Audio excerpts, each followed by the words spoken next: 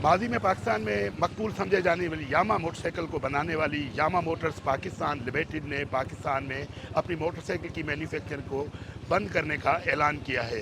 ताहम ये भी उन्होंने कहा है कि पाकिस्तान में जो स्पेयर पार्ट्स हैं और सर्विस है यामा की वो जारी रहेगी।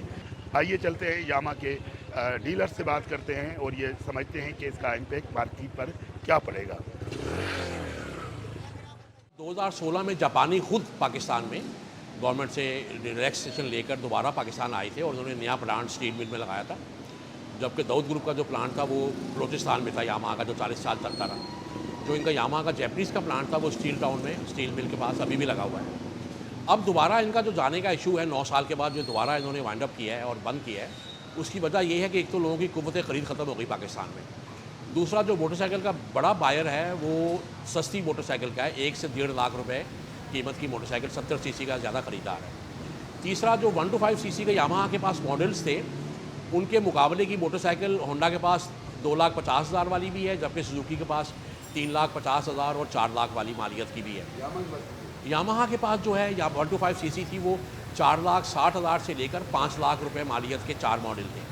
अब उसकी सेल गिरकर जो है वो 400 यूनिट माहाना तक रह गई थी, जो एक बड़ी फैक्ट्री चलाने के लिए, बड़ी इंडस्ट्री चलाने के लिए मुमकिन नहीं था। इसके अंदर इस्तेमाल के लिए फ्यूल ज़्यादा चाहिए, इसमें पेट्रोल ज़्यादा चाहिए, इसके महंगे पुर्जे हैं, इसकी मेंटेनेंस महंगी है, इसकी कीमत ज़्यादा है 5 लाख रुपए। तो इस वजह से चूँकि ये वजूहत हर लिहाज से बिल्कुल ओके। और मैं बोल रहा हूँ कि ये कंपनी को, ये गाड़ी या कंपनी को ये बंद नहीं करनी चाहिए, लेकिन जो ये बंद कर देंगे बाद में लोग इसको बहुत याद करेंगे कि क्या गाड़ी थी और क्या इन्होंने बंद करके बहुत बड़ी गलती कर ली। और ये देखा जाए तो कराची के हालात के हिसाब से जो आजकल गाड़ियाँ छिन रही है, चोरी हो रही है, इसमें भी ये सेफ़ है, कोई इसमें हाथ नहीं डालता। ये गाड़ी की रीसेल इतनी है नहीं कि हम चोरी करें। आजकल 125 वगैरह छिन जाती है रीसेल ज़्यादा होने की वजह से।